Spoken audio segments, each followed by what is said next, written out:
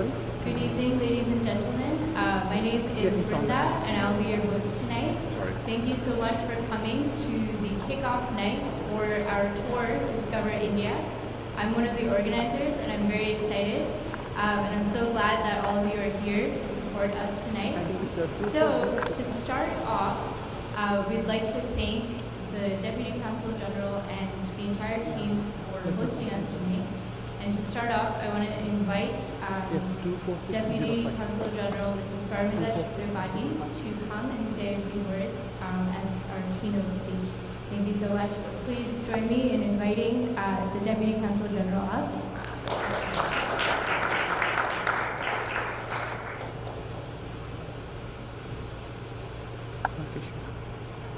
Thank you, Brenda,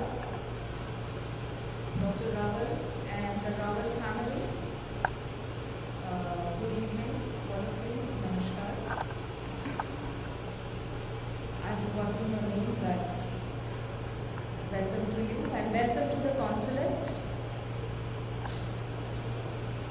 We are very heartened to see the young Hari and Vrinda duo come forward and organize such a huge event. It is not a small task. The effort that is required to put such an event together deserves applause. So please give your heartful applause for the Raval family and for the young Ravals and the force behind them. We are seeing a sapling grow, and this sapling has been nurtured by soil which has been made fertile with good thoughts and noble thoughts to preserve and promote the culture and tradition of India. We here, you are here, you have come to a land which is not known to you. You have tried to be here to adopt the ways, the traditions of this new country, and you have flourished in this country. For the people who have come from India, it is easy to connect back to the country, to the values, to the traditions and customs. Still, it is not easy, but people like Dr. Raval and others, his friends and colleagues, they have tried to maintain and preserve the traditions of the rich culture, notwithstanding the mores and traditions of the new adopted country. Now we come to the second generation. That is where the link is the hardest to preserve or nurture. And I am heartened to see a few weeks back, two very young people walked into my room, and I was not expecting such young organizers. Of course, you were there.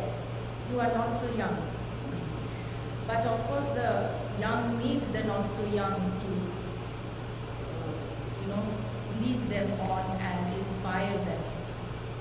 So, kudos to this young group, and welcome to Viva Cultura, who have already done wonders in Europe, and now they have come to the shores of this new world, which it has always been called, where there are always potential and possibilities galore. I am sure this is a very potent mix of Krishna protects cows, and Viva Cultura. And we, as the Consulate General of India, support this very noble initiative of promoting Indian culture and bringing Indian culture to America in a very comprehensive manner. The long list of venues is evidence enough of how well it is being received and how well it is being appreciated by the young. You are seeing universities as venues all over this region. We support this venture and we urge all of you to come forward and support this group in this endeavor. It is almost a month-long program in so many venues and requires support in so many ways from people from all walks of life. I am sure they have already got your support and you can spread the word around further. Consulate General of India will be doing so by giving publicity to this event. We wish you all the best and welcome Viva Cultura to the USA. Thank you so much and all the best for this wonderful event. All success to you. Thank you so much.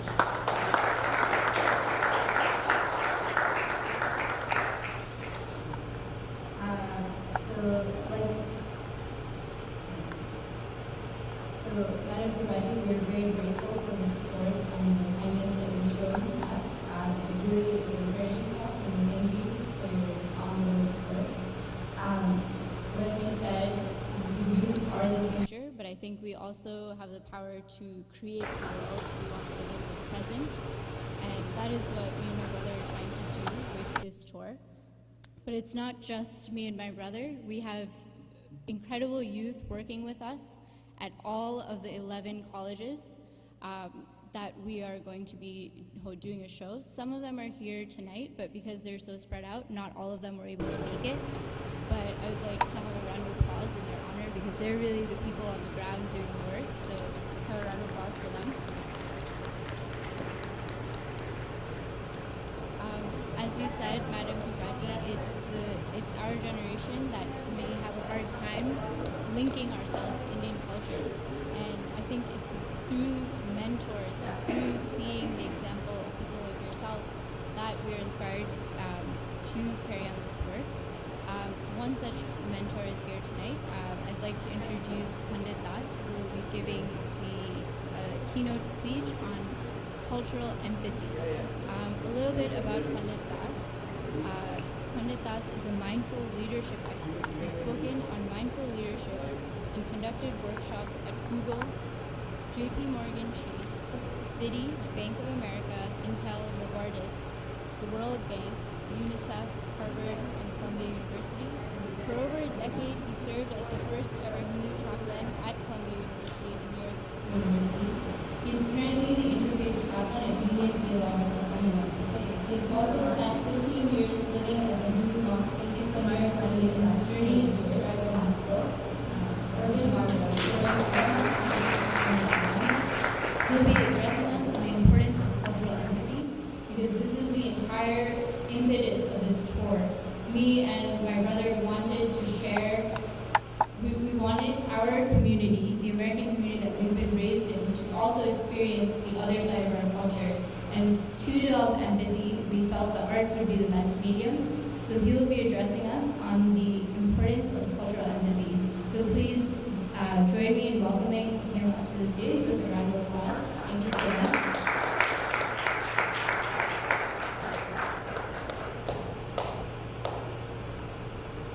Thank you. It's a real honor to be here, to be able to inaugurate this festival, especially here at Consulate General. Thank you for inviting us here, allowing us to use this wonderful space, this incredible organization. And also, I've known Harry and Brenda since they were little kids, so it's really blows my mind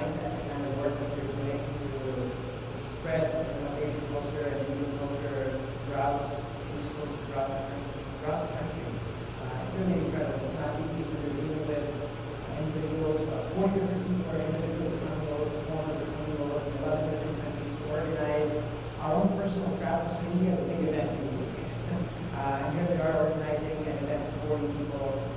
And this festival is going to be really incredible because it is really rooted in the spiritual wisdom that comes from India. And specifically, it's coming from 2 different spiritual texts.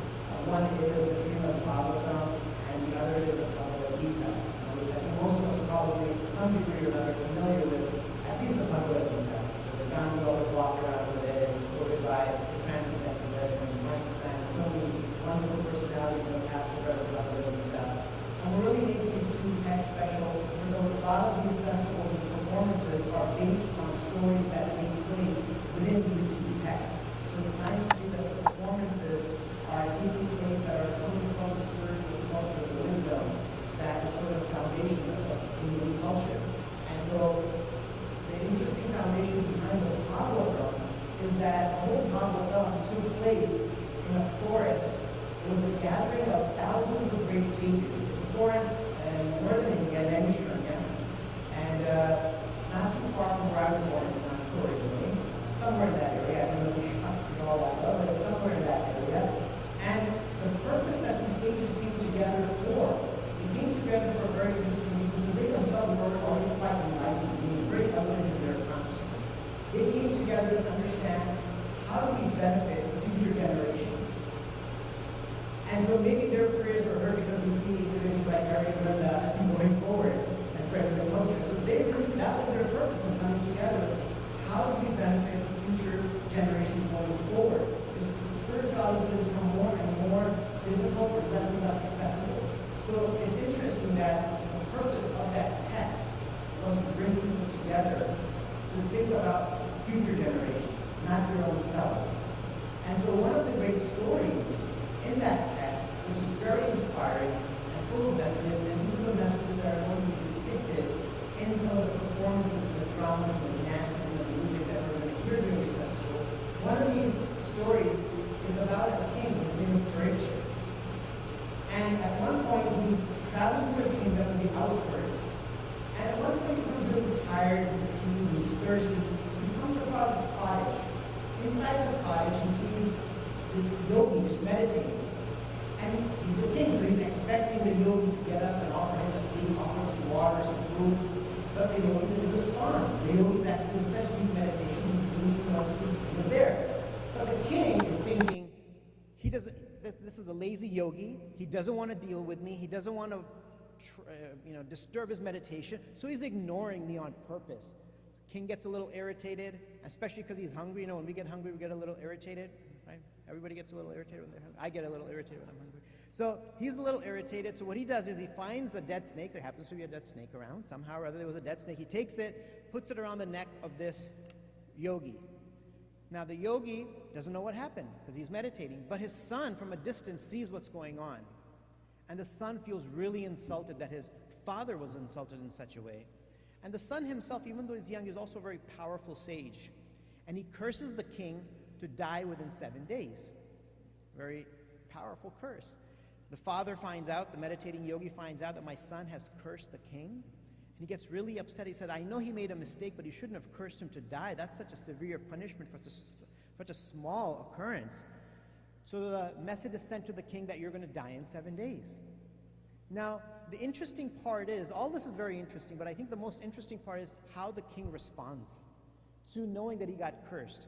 Now, if you're a king with absolute power, one of the first things you probably do is have the father arrested and the son arrested and torture them in the most creative possible ways you can, right? Say, okay, if I'm going to die in 7 days, you're going to die in 7 years, but really slowly. But what's interesting is he doesn't go that route, and I think this is where we can really learn so much from the culture of India. He doesn't retaliate, he doesn't seek vengeance, he doesn't think negatively or hatefully about them. He knows he's going to die in 7 days, he leaves it alone, he turns his kingdom over to his son, and he goes into the forest to seek spiritual wisdom. Isn't it interesting? Very different from the way today's culture teaches us to respond when people act violently towards us. We're taught eye for an eye. in this day and age. So how he responds is he goes into the forest and associates with great spiritual teachers and asks them a very powerful question. Well, two powerful questions. What is the duty of a human being? And especially, what is the duty of a human being who's about to die? Because he knows he's got about a week left. You ask one of us, what are we going to do if we have a week to live? We'll create a party list, a travel list, do as many things as we can before we die. But he's like, no, I know what I'm going to do. I'm going to gain spiritual knowledge. So it's a very different paradigm than what we're raised with in this culture today. Enjoy till the last moment of your life. But the Bhagavatam is such a powerful text that it's teaching us that the goal of life is, yes, to enjoy enough to survive and live peacefully and happily, and to serve others at the same time. And how not to respond if somebody does something negative to us, to not lose our cool, to not seek vengeance, to try to forgive, to live compassionately, kindly, gently. So this is really the essence of this wonderful and beautiful spiritual text that we're going to see depicted through these performances. And the Bhagavad Gita, there's a really wonderful passage in the Bhagavad Gita that also gives us some very inspiring message. In the 5th chapter, there's a specific verse that talks about the idea of equal vision and seeing others with equality, seeing others without distinction to their race and nationality or religion or gender, seeing the natural spirit, soul, the consciousness inside each one. And why are so many conflicts and wars taking place in the world? Because of race, because of gender, because of nationality, because of ethnicity. Everybody's thinking that they're better than the other. And as soon as we start thinking we're better than someone else, there has to be a conflict. That's the only byproduct of thinking ourselves better than the other. The Bhagavad Gita is teaching us a very different paradigm. It's telling us we're not supposed to see ourselves better than others because there is a divine source, spark of consciousness inside every living being, whether that's human, whether that's animal, whether that's fish, a bird, or plants, trees. There is consciousness inside every living being, and we are no better than any other creature. Just like if you have 5 children, one is a straight A student and one just barely passes. You love them both equally because they're your children. So similarly, the divine or God sees all living beings equally, whether they're animal, whether they're trees, or whether they're humans, 2-legged, 4-legged, the winged or the gilled. God loves all equally. So what the Gita is teaching us in so many ways is to learn to see with equal vision and see the genuine spark of the divine in each one of us. Because if we can learn to see the spark of the divine in each and every human being, and of course that's very difficult to do, but if we can try to do that, naturally that will lead to peace and harmony and prosperity for all. Then we can cooperate. And how do we really learn? How do we learn to see all living beings with equality? Well, one thing that we have to learn to do is get rid of some of the envy and the greed and the pride and the anger that we hold in our heart. These are sort of like the weeds in the heart. When you're planting a beautiful garden and there's beautiful flowers come out, but at the same time the weeds come out as well that they're going to choke that flower, right? That's going to kill our garden. So we have to be careful to remove the weeds of envy and anger and greed and pride. If we can keep those out, then the beautiful flower of devotion to God and all living beings will flourish wonderfully from within our heart. So we all have it, this envy that we have when we see someone else having more than we do. Someone has a better education than us, we're envious of them. Someone makes more money than us, we're envious of them. Someone has a better car, better house, we're envious of them. It's so hard for us to feel happiness for another person's success. The moment someone succeeds more than us, we can shake their hand and congratulate them, but inside, secretly, maybe we're hoping for their failure. And it's uncomfortable, but we look deep down inside, it's there in all of us. Whenever when we're competing with somebody for the same thing, we somehow deep down inside almost want to wish that they would fail so that we can shine and become better than them. Now, this tendency needs to be weeded out of our hearts. If we can weed these tendencies out of our heart, then we can truly appreciate the success of others and appreciate everyone's contributions. Appreciate the spark of the divine that everyone is carrying around. And pride, another one of those weeds. When we have something, we feel ourselves better. The more privilege we have, we start thinking ourselves better. And we don't realize, how did we get born into this privilege? Did I do something to be born into this privilege? Have I just been blessed? If I've been blessed, then why should I become proud of the gifts that have been bestowed upon me? A gift is something given by others to me. I should be grateful for those gifts and use those gifts to serve society at large. And I really feel that this is what's being done here, is that Hari and Renda and their whole family, they're organizing these festivals. They're not being compensated for this. They're not doing it to make money. Right? They have an entire family of doctors. They were born into privilege. But what are they doing with this privilege? That's the key thing.